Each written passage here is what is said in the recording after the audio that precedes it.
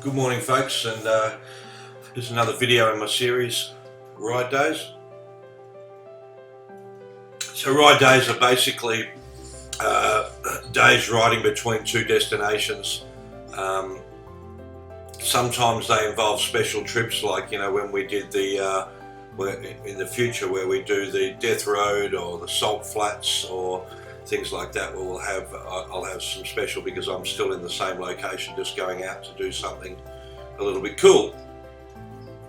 So today was a trip to Vilcabamba, and on my way to Vilcabamba, I went to a Guayaquil.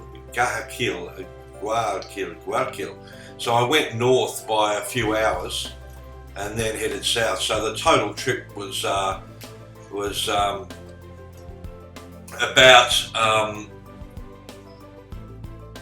400 miles. So it was a long day.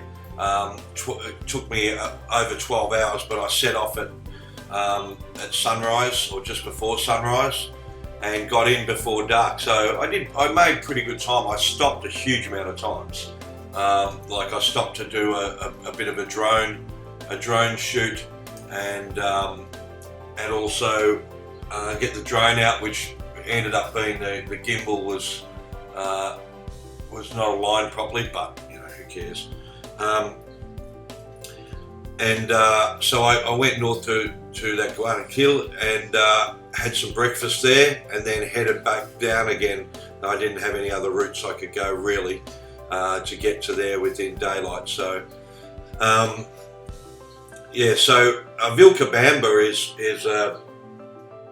is a city that's quite famous. Here's one of those bus stops I was talking about in previous videos. Great views. You see that quite a lot where there's a really cool bus stop in an amazing spot. And the good thing about bus stops is usually you have a bit of room to park your bike, settle down. There's other places like you'll see places where you can actually, they're like old, temporary restaurants, and they're usually in pretty good spots as well, and they might be abandoned, so it's a good spot to lay down on a table or something like that. But I found that the bus stops, I haven't been going that long here. I think this is getting close to returning back down again, and but I didn't need to stop there. But that's the sort of places I would stop and have a rest and lay down on the bus shelter unless there's someone sitting there. But again, really lots of different weather for the day, sunshine, not a lot of rain. Did a little bit of off-roading, do cuts where you cut between two, the road loops around and there's a dirt road that cuts between them. You're probably only going to get good access to these via paper maps and up-to-date paper maps. Google Maps sometimes doesn't have these roads, and Garmin definitely doesn't. It's and it doesn't save you any time. It's just a little bit of fun, something different to do, And I did this all throughout the trip. Like I would, the day before, I would get the paper map out, I would map it, and I would have a look to see where I could cut between two roads. Usually 10, 20, 30, maybe 50 miles maximum. These cut between. So I'm getting back onto the road now. Getting back onto the other side of the highway. Sometimes a little bit treacherous where you're going up mountains. And like when you're riding solo, you've got to be fairly smart about it. You can't be doing crazy stuff riding solo unless that's part of the plan and you've got the skills to do that. Because if anything goes wrong, you're pretty much screwed. So you've got to be reasonably smart about it. You'll find that you'll find most of the roads are pretty tame sort of roads, and the good thing about the roads is they're untouched, which means, and I had this problem, and other riders had this problem throughout. When the government would come in to fix a road, it's always a short-term fix. So all they do is throw a huge amount of crushed rock, or ripio as they call it, over the top, which just made the surface so hard to ride, especially with a big heavy bike fully loaded. it would be, sometimes it'd be so annoying. You'd be having the greatest ride ever, and you get near a town or outside of a town, and they decided to fix it by putting about 6 inches of ripio, of crushed rock, on the road, and it just made it, and it's really thick stuff too, like 1 to 2 inch pebbles, and it's just not fun to ride in. You're basically always just trying to keep the bike stable, because your rear wheel is trying to just find grip, and normally on a thinly covered road, it'll always find the grip, so you can have a bit of fun. But on the thick ripio, your bike was just always looking for grip, and bang it, So Vilcabamba is a town that I would say that it's the best route to go through Ecuador, to get out of Ecuador, even though the road from Vilcabamba through to Peru, which I ride a few days later, is, one of my friends, Chris, one of the guys I met along the way, rode it about a week earlier than me, and he rode it dry. I rode it wet, and believe me, it was no fun wet. And you'll see in the next video, I'm pretty sure I got a picture of a truck that just slid straight down the hill. Got a little bit of a video of that. They'd slid straight down the hill about 100 metres. They put obviously brakes on, and they just lost control. It wasn't going fast, but it slid in, and it just smashed into the embankment at the end. But for me, it was, I had probably, could have been a lot worse, an accident the following, a few days later. And I just got a little bit too confident on the wet, slippery stuff. And what it was is that because it had just rained, it was hard underneath, and it had that, maybe ½ an inch of real slippery red clay on top. And my tyres, the Heidenau K60 Scouts, for the biggest size, they don't have tread covering through the middle of the tyre, and so it makes for a better on-road experience with less noise, but at the same time slippery as all hell off the road, and on off-road when there's wet. When it's dry, it's fine. It was fine. I didn't have any problems. So for me to get grip, I was actually putting some weight on the side of the tyre type thing, rather than down the centre, so I wasn't riding centre. So here is a place I went to on the way where I got the drone out. I was riding along the highway, and I saw this big mountain just pop up out of nowhere. It's only a little mountain, but it just rose straight up out of the ground, and it was pretty cool to look at. So I decided to take a break. Now, with the AirDog drone, AirDog was a Kickstarter funded campaign. You can see this you can see this little mountain just rising out of nowhere, and I'm just riding up the mountain now. It doesn't look steep here, but it's quite steep. With the AirDog drone, it was a Kickstarter funded campaign, and what happened was like all Kickstarter campaigns, and it was 12 months, 18 months late to be delivered. But what they had was so many technical issues, and I heard that DJI came in and helped them out, and sent their people in to help them get all these things fixed. I mean, I took one of the drones, the first one I took it to Puerto Rico, and we were riding through, doing some off-roading on a trail, and maybe 10 foot high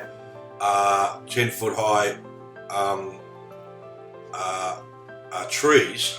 And then what happened was, my leash, which you have this leash on your wrist that communicates with the drone, it lost communication, and you get this buzz and sound. And so we stopped and turned back, and then we saw the drone in the air, and then all of a sudden it just took off and just disappeared into the forest, never to be seen again. It was just crazy. And at first they were hesitant to send me a new one, but in the end they sent me a new one.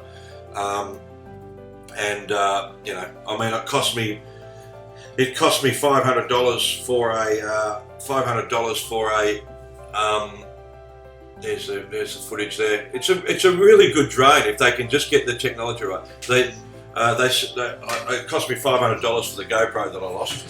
But anyway, So they did the right thing in the end, and that's all that matters.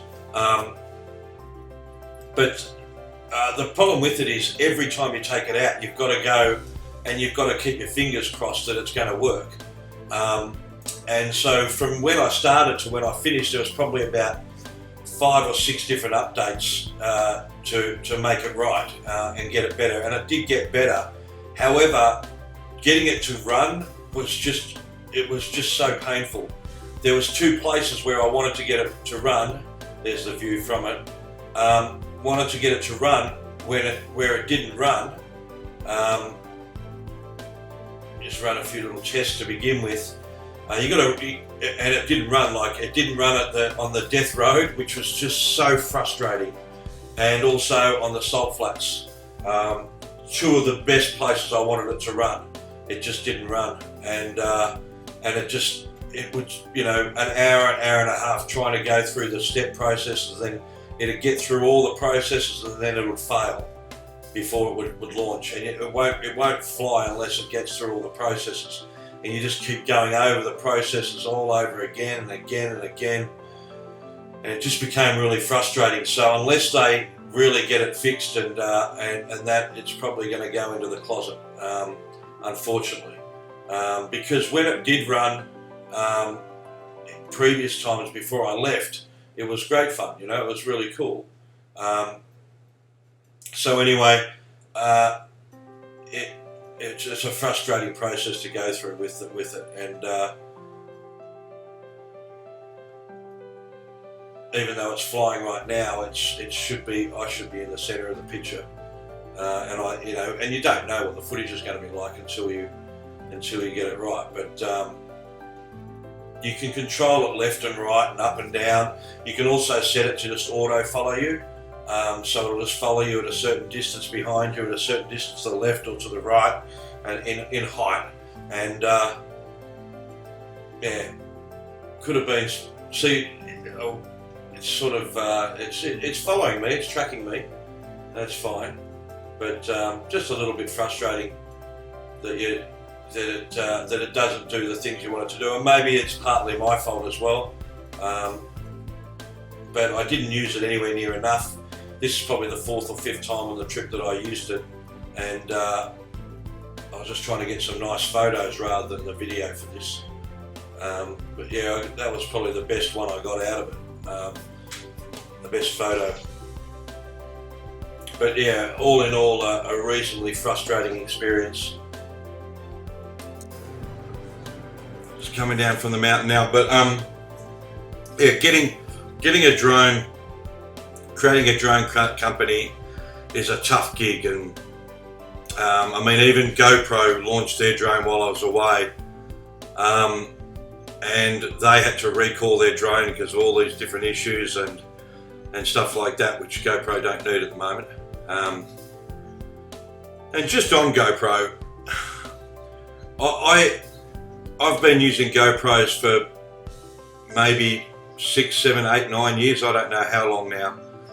Since I had the original, I bought the next one. They never got the software right. The software was always crap.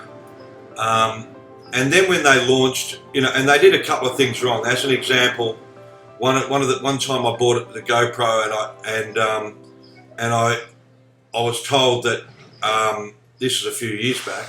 I was told that there won't be another release for about 9 months. I asked a question. They said, "Oh, there's nothing in the pipeline at the moment. We release one every 12 to 18 months, blah, blah, blah, blah, blah." And then, so I bought the drone, I bought the GoPro, sorry, and then about 2 weeks later, a new GoPro was announced, and it was going to be available another 2 weeks after that. Now, and then I rang them and called them and said, "Look, I just spent all this money, and they basically bad luck." So they treated you like shit. And they were overpriced, and then they brought out the Session, and they tried to sell it for $399 on release. It didn't sell at all, and that's when everything started going south for GoPro. And then they released it for $199. So how much friggin' profit were they making out of that at $400? And they're trying to stiff all. And most of the people who buy the GoPros are the people who've already bought them. So they stiff their own people, you know. And it just really got me on the wrong side of them. And they're paying the price for it now. You know, the thing is, they spend hundreds of millions of dollars promoting, getting superstars who are freaking amazing at what they do to promote their products. And then they send professional crews to do everything for them and all that sort of stuff. And the people that make the money, they just leave to the side, you know. And because their software was so bad for so long, I'm just going to pause. I've got a garbage truck out my window. I'm just going to give a couple of lollies to the kids here.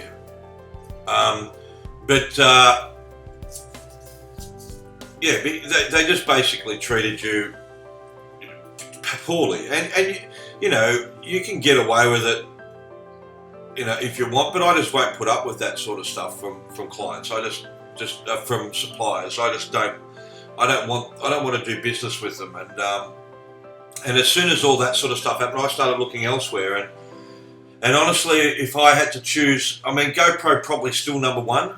But just below them now, there's quite a few. There's quite a few just below them. For a helmet camera, I wouldn't get a GoPro again, only because in poorer countries you have, you know, the GoPro just sticks right out. So and especially border crossings and stuff like that, people just know that if you're filming them, and it makes them uncomfortable. While with the camera that I had on my helmet, the drift ghost S, they don't know it, and really, if you're going to be your drift ghost is going to be your, you know, the helmet camera is not going to be the greatest of quality videos anyway, because you're just shooting all the time on and off.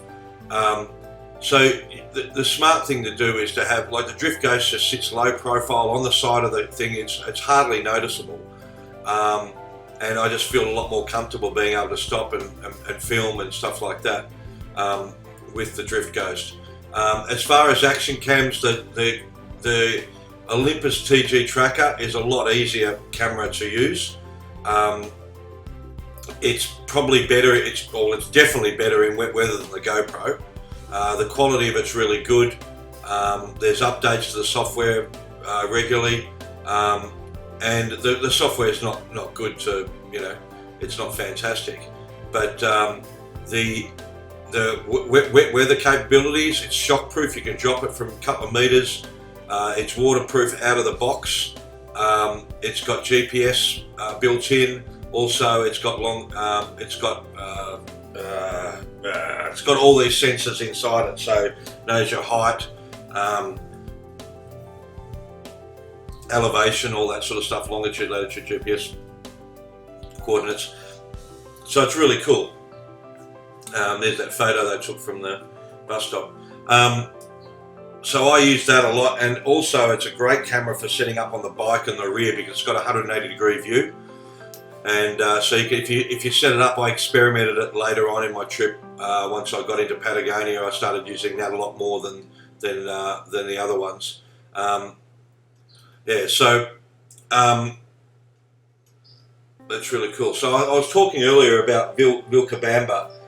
So Vilcabamba is this town that has a big reputation for, you know, having the longest living residents in the world, and some Americans went there and did a little bit of a study and found that these people are 115, 117 years old, and that they determined that the main reason for their longevity was the water.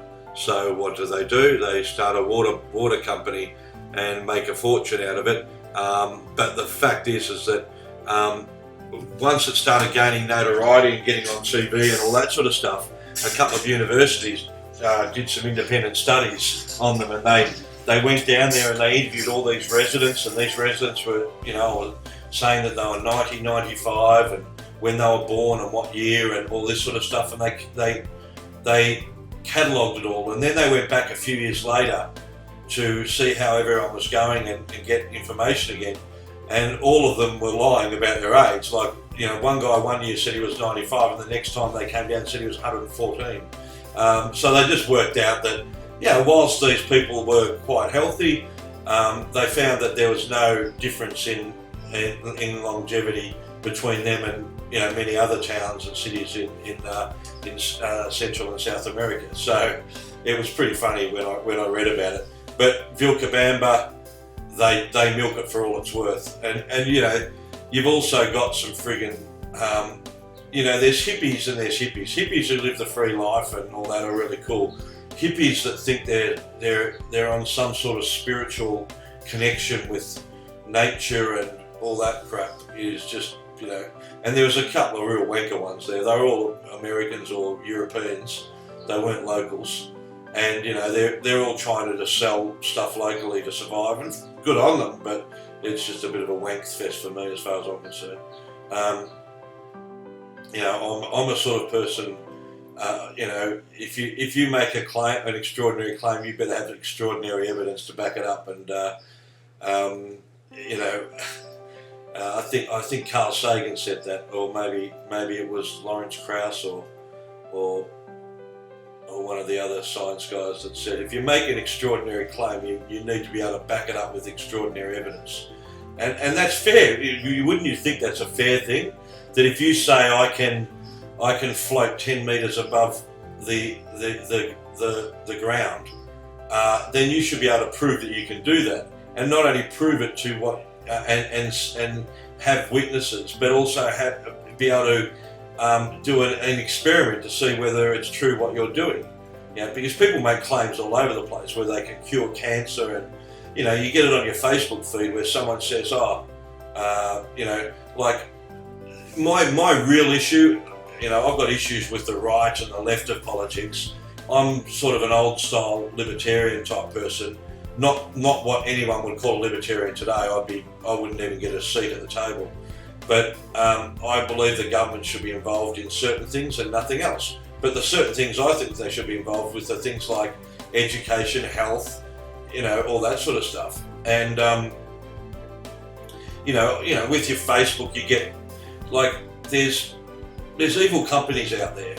There's Monsanto, okay? Monsanto is a profit-making company, and all they care about is the return to their shareholders. It's not all they care about, but it's one of the main things that they care about. So they are an evil company. But posting stuff on Facebook saying they don't want you to know about a cure for cancer if you eat these friggin' leaves or something like that just makes them stronger. Because what it does is that's easily debunkable claim. But there's many claims you can make about them that are true, and then you make all these false claims about them. You only strengthen them because they say, "Oh, look, we've got all sorts of stories," and they can go to all the ones that get shared on Facebook and say, "Look at all this rubbish," and they can get independently verified that that's not true, because it isn't true. Because if there was a cure for cancer from eating leaves or something like that, well then there would be a cure for cancer for eating leaves, because someone would go, okay, let's have a look at this. And by the way, a cure for cancer, there's freaking so many different types of cancers, and they all require different treatments, every single one of them. We know by the way they study cancers and their behaviour that they all require unique individual treatments. So there's no cure for cancer.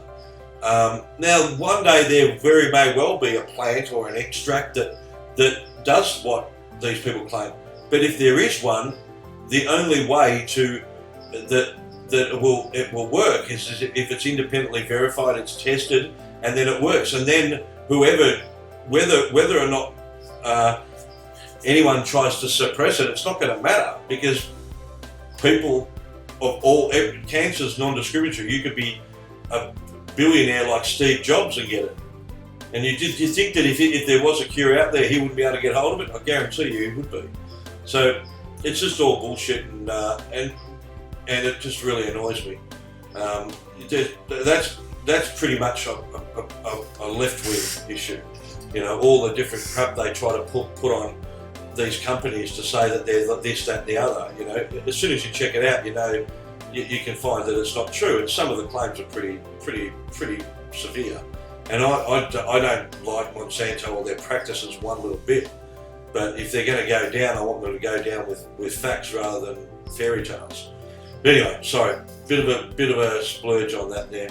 So I just read this stuff every day, and it just really annoys me. They're friends of mine that I care about, and the thing about it is when someone says that, I've got friends who are also battling cancer, and for them to say, oh, there's a cure, all you have to do is eat this extract. There's a website called, I can't remember, natural whatever, the biggest hoax website you've ever seen in your life. And it's run by a friggin' psychopath who also thinks that he's into every conspiracy theory under the sun. But anyway, yeah. So anyway, it got debunked. That stuff from Vilcabamba, and you know all the shops are trying to, here's the secret herbs and secret this, that, and the other, and extracts from these trees and all that sort of stuff. They're probably good for you and all that sort of stuff, but they're not going to cure anything. They might make you feel better. So yeah, but it's a really good town. The place I stayed at was a place called Hidden Garden, Jardín Escondido, and it was a really cool place. It's a hostel, and you got little private cabins in the hostel, and they have a little restaurant there, decent sort of food. They ask you what you want for breakfast, and they'll make you breakfast. That's all included if you get that price. There's one price without it, one with it, and it's right near the city centre, and the city centre itself is pretty cool as well, So I spent New Year's Eve, New Year's Day, and then I left the day after New Year's to head to the border with the border of Peru. But today was a long day of riding and resting, and I probably did around about 8 hours of actual riding and about 4 hours of rest. But it was pretty cool driving, Saw a couple of accidents along the way. I didn't actually witness them, but they had occurred while I was going past them, and they were usually just people. It's the usual story with the wet weather stuff. Is you see you get out of the saddle when you're going over big bumps like that. People going too fast in the wet. Going from dry to wet road, and just taking corners too fast and just come unstuck.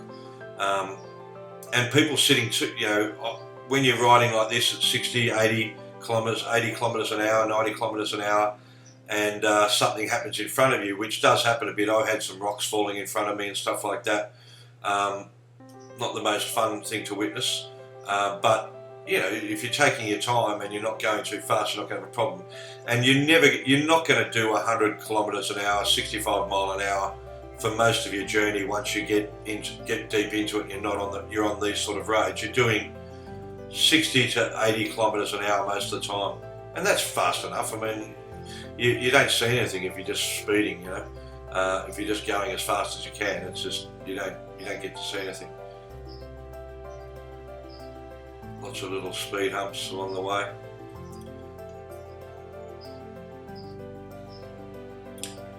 But yeah, so I spent New Year's Eve here, and they had all sorts of stuff happening, and in the city square, and where I was staying was only probably about 50 metres, 100 metres from the square. So it was a pretty cool spot. I was able to park my motorbike inside undercover, which was good, and I only had about a 20 metre walk to my cabin, so it was easy to unpack and get everything sorted. The cabins were very, very basic, but they were fine, Another raging river below. It's just gorgeous, just mountains, massive mountains everywhere.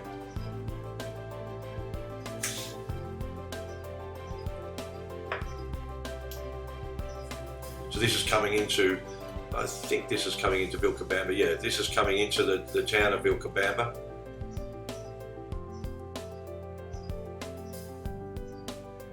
So you can see there's just mountains all around, up to the left, to the right, everywhere. Really cool setting. And then it's on the right hand side, the main part of town.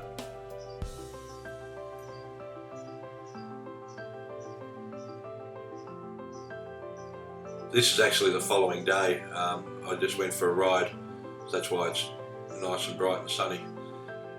So this is New Year's Day. There was a big party in the city square. They had bands and, I don't know, some politicians ranting and raving for freaking 20 minutes. I think it's their only time they can get a captive audience. There's a couple of little off-road trails I went along the way as well. Went up into a couple of little villages up into the mountains. Pretty cool. Got some fuel. I also got some extra fuel on board on my rotor pack on the back. Got an extra gallon. Because the following day I was going to be going off-roading. So I was going to be going, I had about maybe 30-40 miles of bitumen, of paved road, and then the rest was all the way to the border was all dirt road. And even though it's a sunny day today, and it was a sunny day for the last 4 or 5 days here, I got rain on my journey. Misty rain, but steady the whole way through, and it made the top very slippery. Here's a picture from that bridge. This is just coming back down from one of the villages up in the hills. Really pretty. Lots of farmland and cattle. You know the farmland and cattle is not like in the US where they're all bunched in cages. You know, they're all just roaming around, and it feels good seeing that sort of stuff.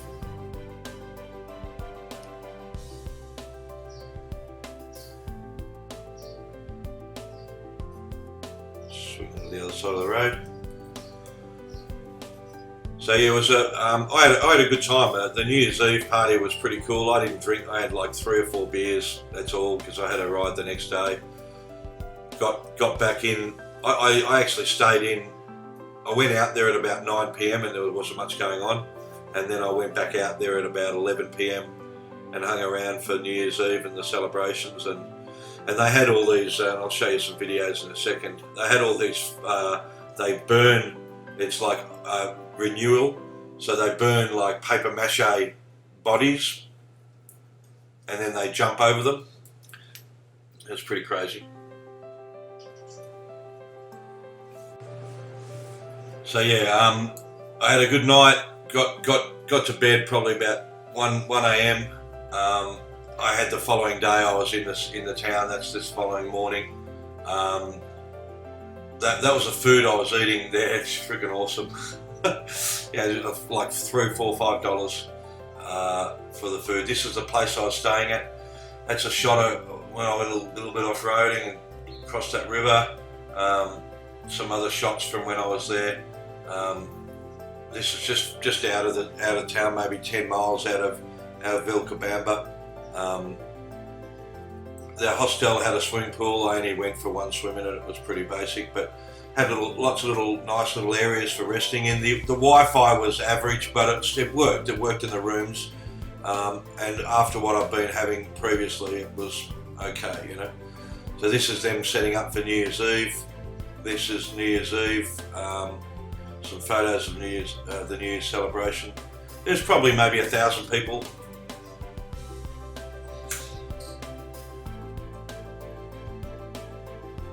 In the town, like they had politicians. They sounded like politicians talking and nobody was listening for about an hour, which was pretty weird. And they had a little religious ceremony as well. Again, the religion is sort of a mix of Catholicism and local traditions and stuff like that. These are just photos from around the town. Some decent sort of properties, but nothing, you know, a little bit of a Spanish influence here and there. There's again some shots at the hostel I stayed. Pretty cool place. And you can have, you know, there's a bar there as well. You can get a few beers, and that's where I parked my moto. Good secure spot. That's all you want. So I'm going to let the music and that play out now. These are the people that were weirdos.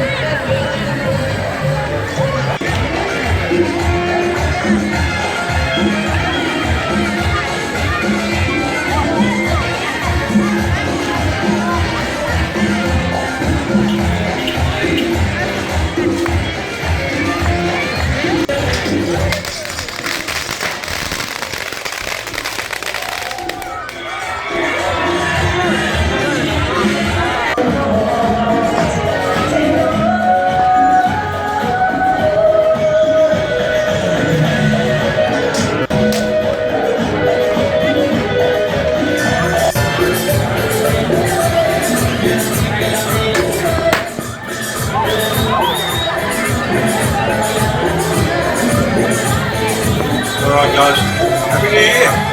Questions and comments below.